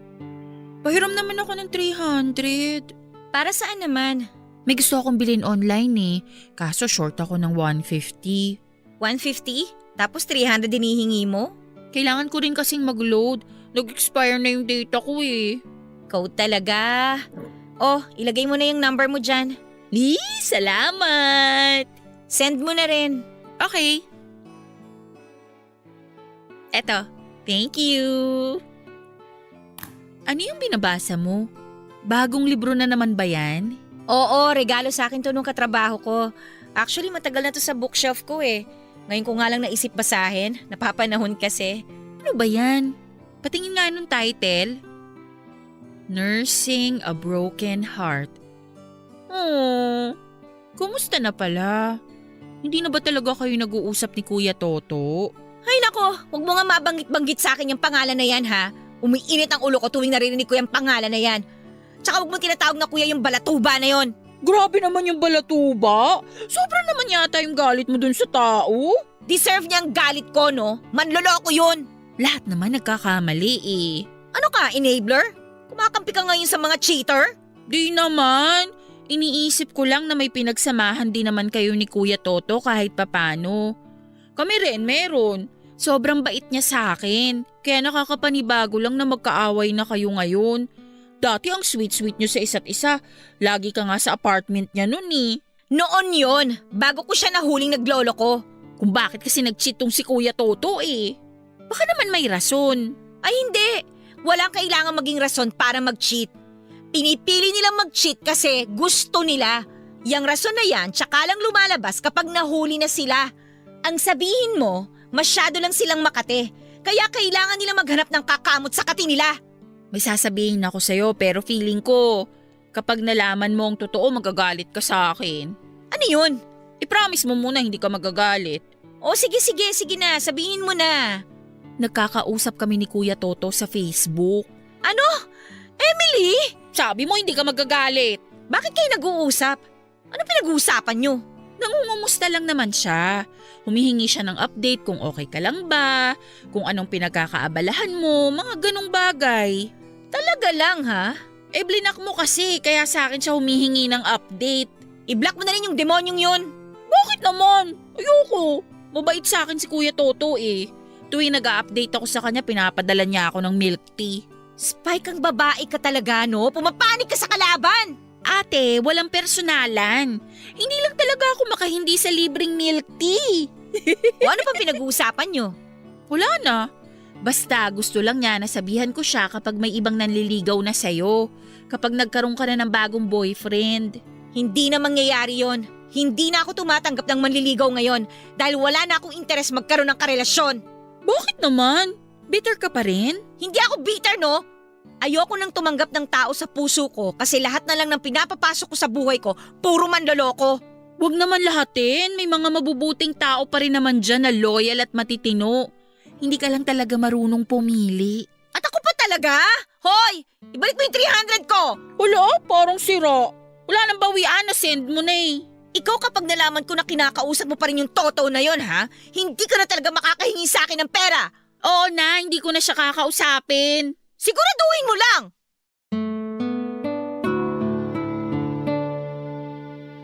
Papadudod kung ako ay mabilis na nakalimot mula sa pagkawasak ng puso ko. Si Toto'y mukhang hindi. Matapos ang 3 buwan ay muli siyang nagparamdam sa akin. Sa sobrang pagkadesperado nito na makausap ako ay gumawa pa siya ng fake account sa Facebook para lang mag-chat sa akin. Hindi ko pinansin ang chat na yon dahil hindi ko kilala ang gamit nitong pangalan hanggang sa umamin ito na siya nga si Toto. At siya ang may gamit ng account na yon. Noong nalaman ko ang totoo ay agad ko rin siyang blinak. May time nga po noon na nagpadala pa siya ng mahabang sulat sa email ko. Ang pinakamalala na sigurong ginawa nito ay nung ginamit niya ang pamilya ko para lamang makausap ako. Pabalik-balik siya noon sa bahay para kausapin ako pero hindi ko siya pinagbigyan. Ang ending ay kinamama at papa na siya nagmakaawa. Nagkaroon tuloy siya ng kakampi sa pamamagitan ng mga magulang ko.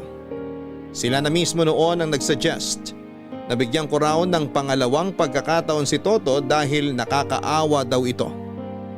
Pero para sa akin ay hindi niya deserve ang second chance dahil alam niya mismo kung gaano kalala ang trust issues ko.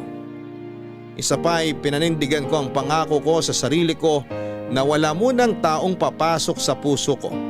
Lalo na si Toto na matagal ko nang pinalayas sa buhay ko. Ang mahirap sa pamilya ko ay masyado na silang attached noon kay Toto. Naging close din kasi niya ang mga magulang ko lalo na ang kapatid kong si Emily. Naging mabait si Toto sa kanila kaya gustong gusto nila ang taong yon. Kaya hindi na ako nagulat ng isang dinner date ang sinetap para sa akin at kay Toto para lang makapag-usap na kaming dalawa.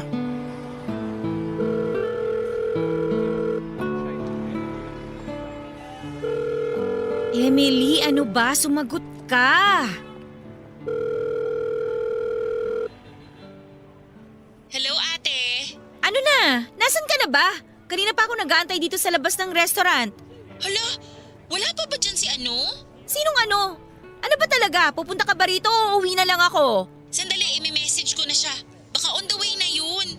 Sino ba tinutukoy mo? Sabi mo manlilibre ka ng dinner ngayon ah. Malilibre ka ng dinner pero hindi ako ang manlilibre sa'yo. Wait lang, mini-message ko na siya. Hindi kita maintindihan. Ang usapan natin, magkikita tayo ngayon. Sorry na, akala ko kasi magkasama na kayo. Sino ba kasi tinutukoy mo? Emily, tapatin mo nga ako. Ano bang meron? Huwag ka sana magagalit sa akin na. Pero hindi talaga akong makakasama mo ngayon. Eh sino? Si Kuya Toto. Ano? Sinasabi ko na nga ba eh. Kailan ka nga ba naman ng libre? Kanina pa talaga ako kinukutuban sa totoo lang eh. Uwi na ako! Wag! Huwag ka munang umuwi. Nandiyan na raw siya eh, nagpark lang. Uuwi na ako. Hintay mo ako dyan. Malilintikan ka talaga sa akin. Sandali ate, pagbigyan mo. Lukalukang yun? Isiset up pa talaga ako sa pamangkin ni Satanas? Nasayang tuloy ang oras ko sa paghihintay dito. Grace! Sorry, nahirapan ako maghanap ng parking. Hay nako, walang dinner date na mangyayari ngayon. Umuwi ka na. Grace, sandali lang. Pwede ba, Toto? Sa susunod? Huwag mo dinadamay dito yung kapatid ko. Tinuturuan mo pa siya naman loko eh. Sorry, hindi ko naman gusto mangyari yun. Ayaw mo kasi akong kausapin. Desperado na ako kaya ginawa ko na lahat ng pwedeng gawin para lang makausap kita ulit. Ano pa ba kasing pag-uusapan natin? Wala na tayong kailangan pag-usapan pa. Tapos na tayo, yun na yun. End of discussion. Please naman, kahit ngayon lang. Pagbigyan mo naman ako. Pakinggan mo muna yung side ko. Kahit anong side pang sabihin mo, hindi na magbabago ang isip ko. Sorry Grace, sorry talaga. Kasalanan ko na nakipagkita ako sa ibang babae. Kasalanan ko na nakikipag-usap ako sa iba kahit na girlfriend kita noon. Sorry kung sinira ko yung tiwala mo sa akin. Sana mapatawad mo ako. Nangyari na yung nangyari. Sorry din ha, pero kahit napatawarin pa kita, wala na tayong chance na magkabalikan pa. Forever na ako magkakaroon ng trust issue sa'yo dahil sa ginawa mo. Hindi na tayo makakabalik pa sa dati dahil sa nangyari. Second chance lang naman yung hinihingi ko eh. Kaya ko naman paragutan yung nangyari. Babawi ako, promise. Toto, sa tingin ko, hindi talaga tayo para sa isa't isa eh. Mas maganda na hanapin mo na lang muna kung ano yung gusto mo para hindi nagbabago yung isip mo. Nagawa mo lang siguro yung bagay na yon dahil hindi ako enough para sa'yo. Kasi hindi ka naman maghahanap ng iba kung nasa akin lahat, di ba? So kung may kulang pa sa akin at nagawa mo pang maghanap ng iba, baka hindi talaga tayo meant to be. Pero ikaw ang gusto ko. Ikaw ang mahal ko. Seryoso ako sa'yo at kahit marami kang pagkukulang, ikaw pa rin ang pipiliin ko. Yun na nga ang problema eh. Walang pilian na mangyayari kasi ako na dapat. Kasi ako yung girlfriend mo. Pero the fact na kailangan meron kang pagpilian, ibig lang sabihin no na isa lang ako sa choices mo. At ayoko maging choice lang. Grace, please. Salamat sa lahat, sa memory, sa relationship na kahit paano ay naging masaya naman ako. Pero hanggang dito na lang talaga tayo, Toto. Maiwan na kita ha. Pasensya na kung hindi kita masasamahan sa dinner na pinlano mo. Sandali Grace, ihahatid na lang kita. Hindi na kailangan. Kaya kong umuwi mag-isa. At please lang, huwag mo nang kakausapin si Emily. Pati na rin mga magulang ko. Nakikiusap ako sa'yo.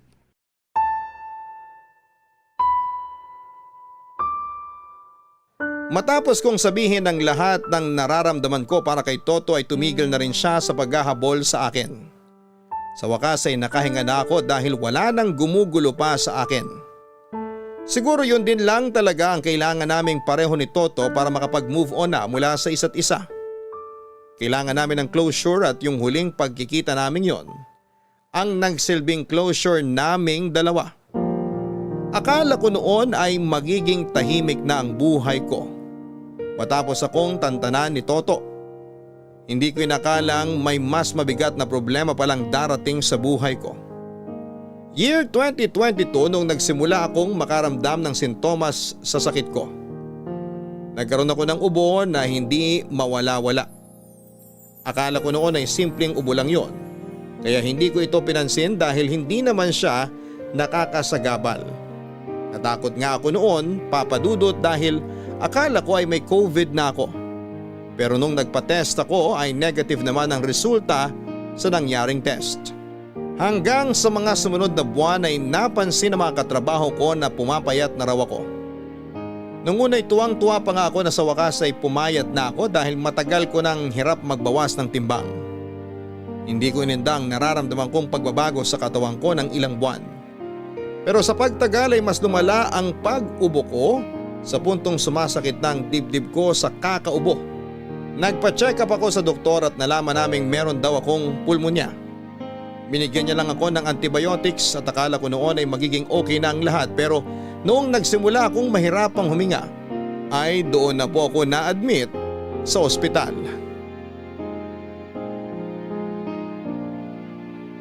Pulmonya ang unang sakit na sinabi ng doktor na tumingin sa akin. Kaya raw hirap akong huminga ay dahil infected na raw ang baga ko. Ang problema ay hirap silang hanapin kung bakit ako nagkakaroon ng pneumonia.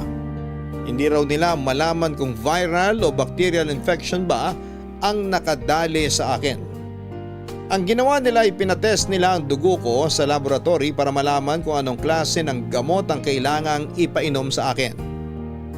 Ang mga panahon na yon ay naka-oxygen na ako, Papa Dudut.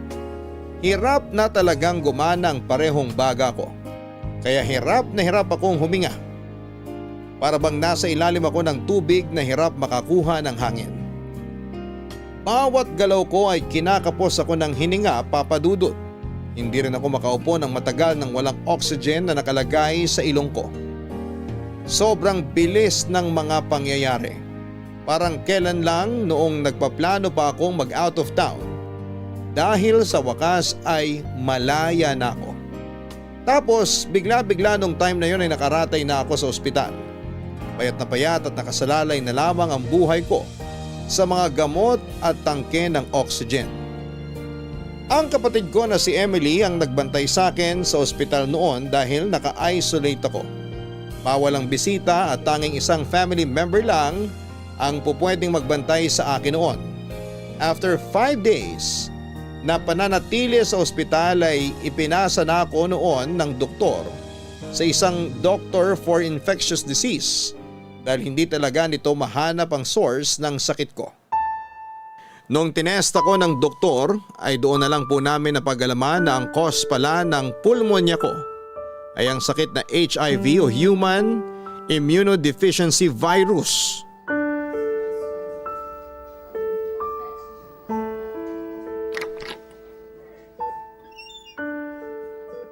Ate, okay na bang pumasok? Wala na si Doc? Oo, pwede nang pumasok. Eto, bumili ako ng burger sa labas habang nag-uusap kayo kanina ng doktor mo. Hindi ka kumain ng breakfast eh. Lapag ko na rito sa side table mo ha. Salamat, pero sana hindi ka na gumastos. Hindi ko rin naman makakain yan eh. Hirap ka pa rin bang lumunok hanggang ngayon? Medyo. Masirap akong huminga kapag nag-aalis ako ng oxygen mask. Hati-hatiin na lang natin ng maliliit para madaling isubo. Kailangan mong kumain eh. Nangangayayat ka na. Ay, nga pala. Anong update sa'yo ni Doc? Bakit niya ako pinalabas kanina nung nag-uusap kayo? Confidential yung naging usapan namin. Ako lang daw dapat ang pwedeng makaalam sa balita niya. Bakit naman? Malubha pa yung sakit mo? Hindi ba to kailangan sabihin sa ibang tao? Ate, kinakabahan ako sa'yo ha. Pwede mo bang sabihin sa akin kung anong pinag-usapan nyo? Alam na nila kung bakit ako nagkaroon ng pneumonia. Nahanap na yung rason. Ano raw yung rason? Mahina raw yung immune system ko ngayon dahil sa virus. Virus? May COVID ka ba? Hindi to COVID. Ibang virus to. Anong klaseng virus yan? HIV. May HIV ako, Emily. Ano? Paano mo nakuha? Kanino? Kay Kuya Toto ba? Hindi ko alam. Pwedeng kay Toto. Pwedeng sa iba. Hindi ko pa alam. May iba pa ba maliban kay Kuya Toto? Siyempre wala. Ang ibig kong sabihin, pwede ko rin nakuha yung sakit sa ibang ex ko. Oh my gosh, ate! Paano na ngayon yan? Kukunan nila ako ng dugo mamaya para sa confirmatory test. Nagbigay na rin ng bagong gamot si Doc para sa sakit ko. Ibig bang sabihin yan? May taning na buhay mo? Walang taning ang buhay ko. Ang sabi ni Doc, pwede naman daw akong gumaling sa sakit na to. Hindi to nakakamatay. Nagiging deadly lang daw ang sakit na to kapag napabayaan. Pero wala pang gamot sa HIV, di ba? Oo, wala pa. Ang ibig kong sabihin, pwede akong gumaling sa pneumonia. Yung HIV, panghabang buhay na sakit na to. Pero sa pamamagitan ng mga gamot na ipaiinom sa akin, pwede nilang mapahina yung virus sa katawan ko. Ibig sabihin, makakabalik ka pa rin sa dati? Oo, yun ang inassure sa akin ni Doc kanina. Mabuti naman kung ganun. Akala ko talaga tinaningan na yung buhay mo kaya ka kinausap mag-isa kanina eh. Kailangan nilang ibalita sa akin in private yung sakit ko kasi bawal ipagkalat sa iba na may HIV ang isang tao. Nasa pasyente na lang yun kung kanino niya ipapaalam ang sakit niya. Mabuti at pinaalam mo sa akin to. Kailangan eh. Kailangan ko ng suporta sa pinagdadaanan ko ngayon kasi baka hindi ko kayanin. Masyadong mabigat tong balitang nalaman ko para solohin. Pero Emily, may request lang sana ako sa'yo. Ano yun ate? Sa atin na lang muna ito kung maaari. Kung may magtanong man, sabihin mo na lang na pneumonia ang sakit ko. Oo naman. Sige ate, huwag kang mag-alala. Walang ibang makakaalam ng sakit mo. Pati kina mama at papa ha. Sana huwag mo na rin munang sabihin. Oo, makakaasa ka. Isipin mo na lang na wala akong nalaman ngayon. Salamat. Sige na, hatiin mo na yung burger na dinala mo. Susubukan kong kumain. Okay, sige. Sandali, hatiin ko na.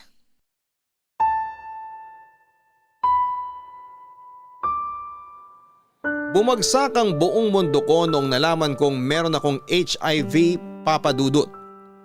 Nung ibinigay sa akin ang masamang balita ay wala akong ibang ginawa kundi ang umiyak ng umiyak. Iniisip ko noon na masyado pa akong bata para mamatay. Hindi ko pa nakakalahati ang buhay ko. Marami pa akong pangarap na hindi natutupad. Marami pa akong lugar na gustong puntahan. Marami pa akong bagay na gustong maranasan pero dahil sa sakit na nakuha ko, inakala ko noon na hindi ko na makakamit ang mga pangarap na yon. Mabuti na lamang at noong inakala ko matatapos na ang buhay ko ay kinausap ako ng masinsina ng doktor ko para sa counseling. Ipinaliwanag niya sa akin ang sakit ko. Ang sabi niya sa akin ay hindi raw death sentence ang HIV dahil meron na raw itong treatment. Katulad din daw ng mga normal na tao ang lifespan ng taong may HIV basta patuloy lang ang pag-inom nito ng gamot. Panghabang buhay man ang sakit na ito ay kaya itong labanan ng isang tao lalo na kapag meron siyang healthy lifestyle. Dahil sa assurance na ibinigay sa akin ng doktor ko, ay nagkaroon ako ng determinasyon na lumaban. Dahil alam na nila ang source ng sakit, ay mabilis din po akong gumaling sa sakit na pulmonya. Papadudot 2 weeks ako nagtagal sa ospital bago ako na-discharge. Halos 1 buwan din akong na bed rest at sa tulong ng treatment na ibinigay sa akin at pati na rin sa pagpapabuti ng immune system ko ay unti-unti ko ring naibalik ang dating sigla ng katawan ko.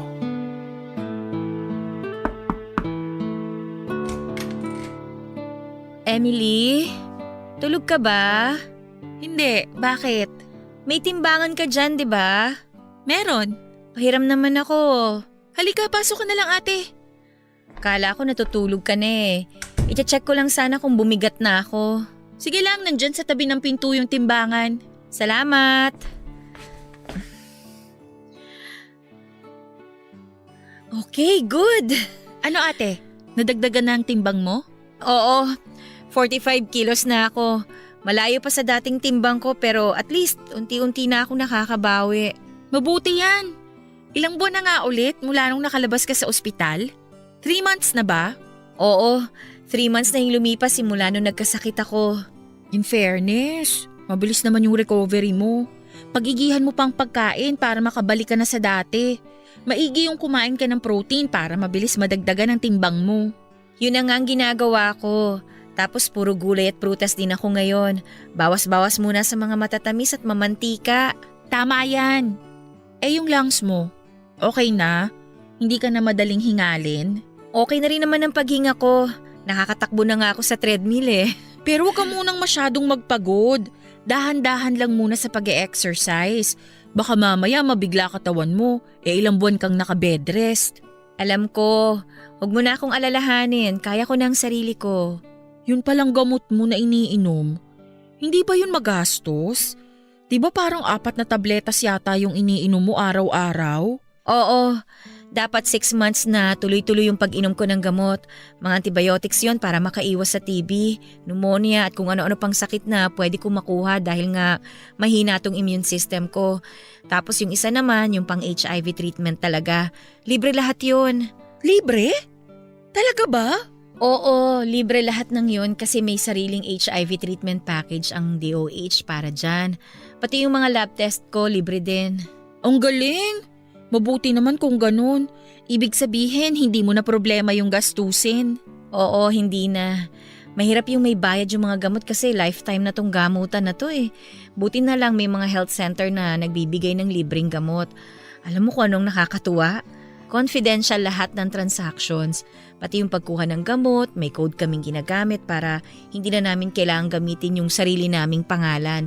Yung code na yun ang ginagamit sa documents pati na rin sa mga lab test. Tapos kapag kukuha ng gamot, may schedule para wala makakasabay na pasyente. Nakatago rin yung office ng treatment hub kaya safe na safe mula sa mga tao. Wow, ang galing naman! Ganun nila alagaan ang privacy ng mga PLWHA, kaya safe na safe kami. PLWHA? Ano yun? Ang ibig sabihin ng PLWHA ay People Living with HIV or AIDS. Yun ang tawag sa aming mga may HIV. Ah, yun pala ang meaning nun. Emily, salamat pala sa pagtago ng sikreto ko ha. Salamat din sa pag-aalaga mo sa akin nung na-confine ako sa ospital. Naku, wala yun. Tayong magkapatid lang din naman ang magtutulungan pagdating sa mga ganyang bagay eh. Hayaan mo, babawi ako sa'yo kapag nakabalik na ako sa dati. Masaya na ako kahit milk tea lang. Milk tea lang talaga? Okay, sige, order tayo ngayon. Ano bang flavor ang gusto mo? Yung cheesecake, tapos extra pudding. Okay, sige. Salamat! Papadudot si Emily lamang ang tanging nakakaalam ng sakit ko. Hindi ito alam ng mga magulang namin pati na rin ng mga kaibigan at katrabaho ko. Ang tanging sinabi ko lang sa kanila ay nagkaroon ako ng pneumonia at sa awa ng Diyos ay nakaligtas din naman ako mula sa sakit na yon. Nung una ay ikinahiya ko ang sakit ko. Alam ko kasi kung gaano kalala ang stigma pagdating sa mga taong may HIV. Kapag nalaman ng publiko ang sakit ko ay paniguradong mag-iiba ang tingin nila sa akin. At ayokong mangyari yon. Ayokong pandirihan ako ng mga tao. Ayokong iwasan nila ako dahil natatakot silang mahawa sa sakit ko. Ayoko makaramdam ng anumang uri ng diskriminasyon dahil sa sakit ko kaya isinekreto ko na lamang ang pagkakaroon ko ng HIV. Papadudot, hindi airborne ang HIV. Hindi ito na ililipad sa pamamagitan ng hangin o laway na katulad ng trangkaso. Ang HIV ay nasa dugo at mahawaan ka lamang nito sa pamamagitan ng pakikipagtalik ng walang proteksyon. Nang mga panahon na yon ay isang malaking katanungan para sa akin kung paano ako nagkaroon ng HIV. 4 na tao lang ang nakasiping ko sa buong buhay ko at yon ay ang 4 na naging boyfriend ko. Isa sa mga requirement kapag nakumpirmang may HIV ang isang tao ay ang pagkakaroon ng contact tracing o partner notification. Obligado ang isang taong may HIV na sabihin sa kanyang partner ang pagkakaroon nito ng sakit. Kahit gaano ka pa kagustong ilihim ang sikreto ko, ay kinailangan kong makipagtulungan para malaman kung kanino ko nakuha ang sakit at kung may nahawaan ba ako dahil dito. Ibig sabihin noon ay kailangan ko ulit balikan ang mga naging boyfriend ko noong mga nagdaang taon. Ang mga taong minsan nang nagwasak sa puso ko na pilit kong inalis sa buhay ko. Ayoko mang ipaalam sa ibang tao na may HIV ako ay wala akong choice kundi sabihin ito sa mga naging boyfriend ko. Ayaw ko rin naman na ako ang maging rason ng pagkamatay nila kung sakaling hindi sila aware na may sakit pala sila.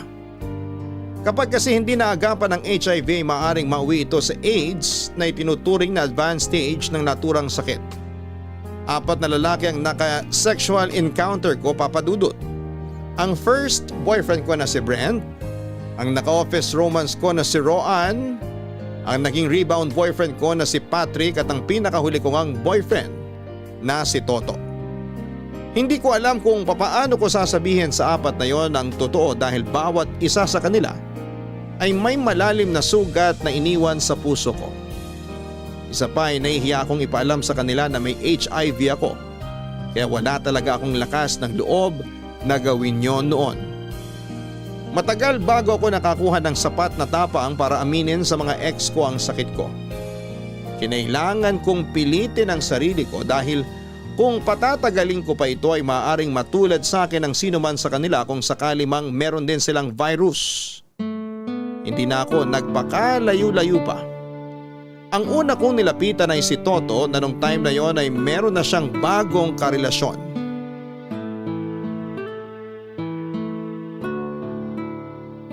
Ang payat mo na. Oo nga kagagaling ko lang sa sakit. Nabalitaan ko nga kay Emily. Nakita ko yung post niya sa FB. Teka, nag-post siya sa FB? Oo. Nag-post siya ng picture mo noon habang nasa ospital ka. Humingi siya ng prayers para sa paggaling mo. Hala, totoo ba? Ako naman nakakahiya. Sabi ko naman sa kanya wag niya ako i-post sa Facebook Ano naman nakakahiya dun?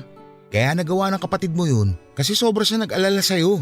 Pero hindi naman kailangang i-post yung picture ko sa social media Ano ba yan? Papadelete ko yun sa kanya pag uwi ko. Hayaan mo na. Ang mahalaga, maraming taong nagdasal para sa paggaling mo at isa na ako ron. Salamat. Akala ko nga katapusan ko na nun Ano ba kasi nangyari? Pneumonia, di ba? Oo, tama. Pneumonia nga. Pero ang dahilan kung bakit ako nagkaroon nun dahil sa ibang rason. Anong rason? Nagkaroon ka pa ba ng ibang sakit? Infected ako ng HIV, Toto. Ha? HIV? Hindi ba sakit yun ng mga bakla? Hindi. Hindi lang para sa mga LGBT yung sakit na yun. Oo, madalas kasi nating naririnig sa balita na ang may HIV at AIDS mga bakla lang. May mga babae rin tsaka lalaki. Tsaka lahat pwedeng mahawaan. Paano ka nahawa? Sandali, hindi ba dapat nakasuot ka ng face mask ngayon? Baka makahawa ka niyan. Hindi ko kailangan ng face mask dahil hindi naman katulad ng COVID ang HIV. Sa dugo nalilipat yung HIV, hindi sa hangin o sa laway. Nakukuha mo yon sa pamamagitan ng pakikipagtalik sa mga infected na tao at sa pagsasalin ng dugo o yung blood transfusion. Ah, okay. Akala ko para siyang tuberculosis. Pero saan mo nga nakuha yung sakit mo? Yun ang hindi ko pa alam. Yun din ang dahilan kung bakit gusto ko makipagkita sa iyo ngayon. Bakit? Sinasabi mo ba na sa akin mo nakuha yung sakit mo? Wala akong HIV Hindi natin yan sigurado hanggat hindi ka nagpapatest. Wala akong HIV, Grace. Bakit ako sisisihin mo sa sakit mo? Hindi ko naman sinasabi na ikaw yung rason kung bakit ako nagkasakit. Gusto ko lang malaman kung sa'yo ko ba nakuha to o kung hindi man, kung safe ka. Kasi baka may chance na nahawahan kita. Ha? May posibilidad ba na nahawaan mo ako? Sinasabi mo bang may HIV ako? Hindi pa natin sigurado. Hindi rin ako sigurado kung may HIV na ako nung tayo pa. Nakikipagtali ka ba sa ibang tao nung tayo pa? Baka doon mo nakuha yan. Hindi never kong ginawa yun. Kung hindi mo sa akin nakuha yung sakit mo, kanino? Kaya nga hinihiling ko sana na magpa-check up ka. Ayoko. Wala akong HIV, Grace. Hindi natin alam yan. Wala akong HIV sabi. Ba't mo pinipilit na may sakit din ako? Hindi ko naman sinasabi na may sakit ka Ang punto ko lang, hindi natin alam kung infected ka ba o hindi. Para makumpirma natin kung may HIV ka ba o wala, kailangan mong magpa-test. Kilala ko ang katawan ko. Malusog ako kaya wala akong sakit. Walang sintomas ang HIV. Tsaka mo na lang malalaman na may virus ka kapag nagpa-check up ka. Wala nang patutunguhan tong usapan na to. Alam mo, Grace, ang inihiling ko lang naman gumaling ka na dyan sa sakit mo. Huwag mo na ako idamay sa problema mo. Masaya na ang buhay ko. Kaya huwag mo na akong hilahin dyan sa kung ano man ang pinagdadaanan mo ngayon. Concerned lang naman ako sa'yo, Toto. Akala mo lang normal ka ngayon pero kapag may HIV ka, hindi mo namamalayan na pinahihina na pala ng virus yung katawan mo. Madali ka lang dadapuan ng sakit kapag hindi yan naagapan. Wala nga akong HIV, ano ba pinagsasabi mo? Wala akong HIV, okay? Mahirap bang intindihin yun? Bakit mas magaling ka pa kaysa sa akin? Kung sigurado kang wala kang HIV, mas mainam na magpa-check up ka pa rin para makumpirma mo. Mas maganda yun, di ba? Wala namang mawawala eh. Tigilan mo nga ako! Tapos na tayo sa usapang to. Kung wala ka na ibang sasabihin pa, aalis na ako. Toto, sandali lang! Toto!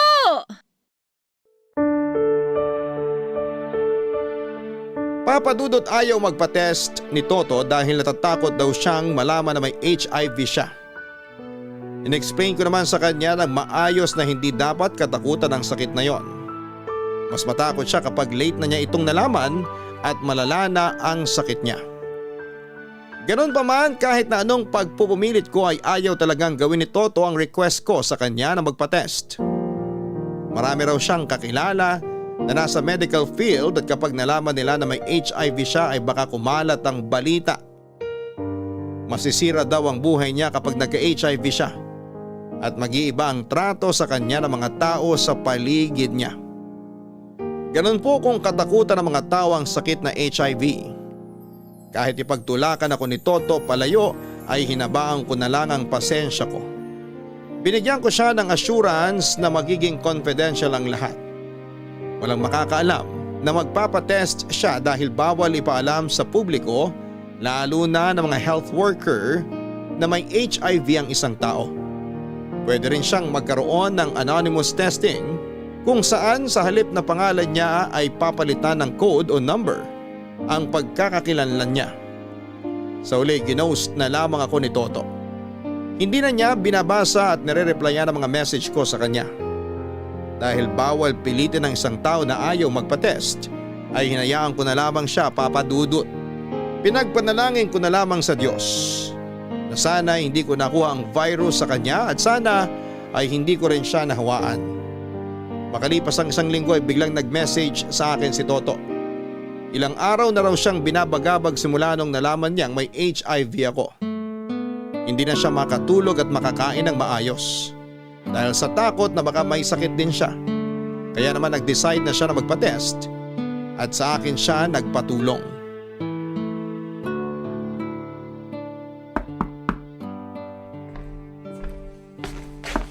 Sandali, nandyan na. Oh, Kuya Toto. Anong ginagawa mo rito? Nandiyan ba si Grace? Gusto ko sana siya makausap. Oo, nandito siya. Halika, pumasok ka. Salamat. Maupo ka muna dyan. Tatawagin ko lang si ate. Sige, salamat. Ate! Ate Grace, may bisita ka. Sino? Halika rito, dali. Sandali lang, nandyan na. Saglit lang ha. Nagluluto kasi siya dun sa likod. Oo, okay lang. Kumain ka na ba? Sumabay ka na sa amin sa pananghalian. Hindi, okay lang. Hindi pa naman ako gutom. Tsaka saglit lang naman ako. May sasabihin lang ako sa ate mo. Okay, sige. Ikaw ang bahala. Toto? Bakit ka nandito? Grace, pwede ba tayo mag-usap? Oo naman. Emily, tingnan mo muna yung niluluto ko doon. Okay, sige. Kuya Toto, maiwan ko muna kayo ha. Kung gusto mong magstay para sa lunch, pwede rin naman. Sige, salamat. May meeting ako sa isang building malapit dito sa inyo. Kaya naisip ko na dumalaw na rin sa'yo. Ano bang sadya mo at napadalaw ka? Grace, pumapayag na ako. Gusto ko na magpa-test. Talaga? Bakit nagbagong isip mo? Simula nung sinabi mong may HIV ka, hindi na yun nawala sa isip ko. Tama nga yung sinabi mo na pwedeng nahawaan mo rin ako sa sakit mo. Kaya para makasigurado, magpapatest na rin ako. Mabuti naman kung ganon. May alam akong center kung saan pwede ka magpa-HIV test. Gusto mo ba samahan kita? Paano ba yung ginagawa? Maraming test na pwedeng gawin para malaman kung may HIV ang isang tao. Pwede ka magpa-blood test. Ito yung pinakamagandang test kung bago-bago lang yung exposure mo sa virus. Kukunan lang ako ng dugo? Oo, ganun na nga. Pwede rin naman yung mabilisan na test. Tutusukin lang nila yung daliri mo para makakuha ng dugo, tapos yun ang itetest nila. Parang mas maganda yung ganun na. Mabilis lang. Oo nga pala, nalimutan ko na matatakutin ka pala pagdating sa karayom. Kung ayaw mo magpakuha ng dugo, pwede namang oral swab. Meron din namang self-test kits na pwede mong gawin sa bahay na lang para mas private kung gusto mo. Ikaw lang ang makakaalam ng resulta kapag ganon. Aling test ba yung mas accurate ang resulta kung sakali? May nabasa ako sa internet tungkol dyan. Nag-research din kasi ako tungkol sa HIV eh. May tinatawag silang 4th generation HIV test na mas advanced ngayon na pwedeng ma-detect ng antibodies as early as months since exposure. Parang mas maganda yan. Willing ka bang magpakuha ng dugo? Hindi naman siya masakit eh, parang kagat lang ng langgam. Wala naman akong choice eh. Kung gusto ko na mas accurate na result, yun na lang ang pipiliin ko. Sige, ikaw ang bahala. Kung ano yung gusto mo, yun naman ang masusunod. Magkano naman ang gagastusin kapag nagpa-test? Maraming free government testing facilities dito sa Manila na pwede mong puntahan. Wala kang gagastusin. Kung gusto mo, samahan kita. Pwede ba? Oo naman, walang kaso yun sa akin. Pero sana, kung ano man na magresulta, sa atin na lang yun. Walang problema. Makakaasa ka sa akin. Positive o negative, walang makakaalam na nagpa-test ka. Maraming salamat. Yun lang talaga pinunta ko rito. Walang anuman. So, kailan mo plano magpa-test? I-message na lang kita. Kailangan ko munang ayusin yung schedule ko. Okay, sige. Update mo na lang ako. Salamat. Mauna na ako. Sige, mag-iingat ka ha. Emily! Mauna na ako! Sige kuya! Mag-ingat ka pa uwi!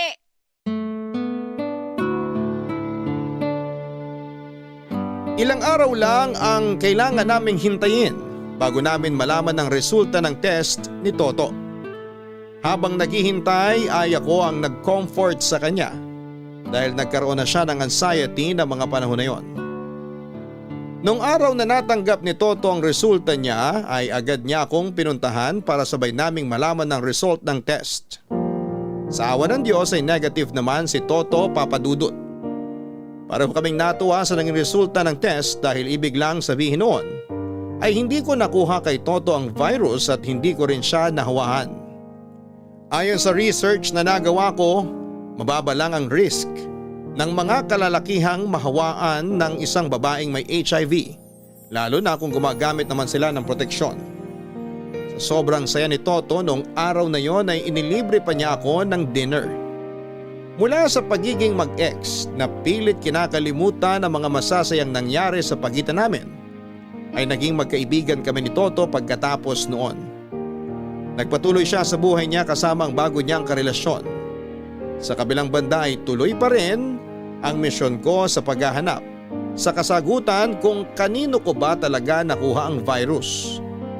Ngayong ekis na sa listahan ko si Toto, may 3 tao pa akong kailangang lapitan. Ang first boyfriend ko, ang worst boyfriend ko, at ang naging rebound boyfriend ko. Maniwala kayo sa akin, Papa Dudut. Wala akong gustong makita ni isa sa kanila pero bilang ginawa ko ng misyon, ang pagbibigay awareness sa sakit ko, ay kinailangan ko ulit makipagkita sa kanila. Sa susunod ko na lamang po ay kikwento sa inyo ang naging pagkikita ko sa kanila dahil masyado na pong mahaba itong sulat ko para sa inyo. Hanggang dito na lamang po muna ang istorya ko at maraming salamat po sa inyo at sa Barangay LS 97.1. Ang inyong forever kapuso at kabarangay, Grace. Maraming salamat kay Grace sa pagiging matapang mo sa pagbibigay ng awareness sa ating mga kabarangay tungkol sa sakit na HIV. Ang Barangay Love Stories at Barangay LS 97.1 ay kaisa mo sa iyong laban. Mga kabarangay, ang pagiging matapang ng isa ay hindi dahil malakas lang ang loob mong lumaban, kundi dahil nagpapatuloy ka pa ring lumaban kahit na wala ka ng lakas na harapin ang iyong problema. Patuloy lang tayo sa pagsulong sa buhay dahil siguradong darating din ang inaasahan nating masasayang araw. Hanggang sa muli, ako po ang inyong si Papa Dudut sa mga kwento ng pag-ibig, buhay at pag-asa sa Barangay Love Stories number 1. Sabay-sabay nating pakinggan ang iyong kwento ng pag-ibig, buhay at pag-asa. Ipadala lang sa barangaylovestories@yahoo.com. Nagustuhan ng iyong napakinggan? Ituloy yan via live stream sa www.gmanetwork.com/radio.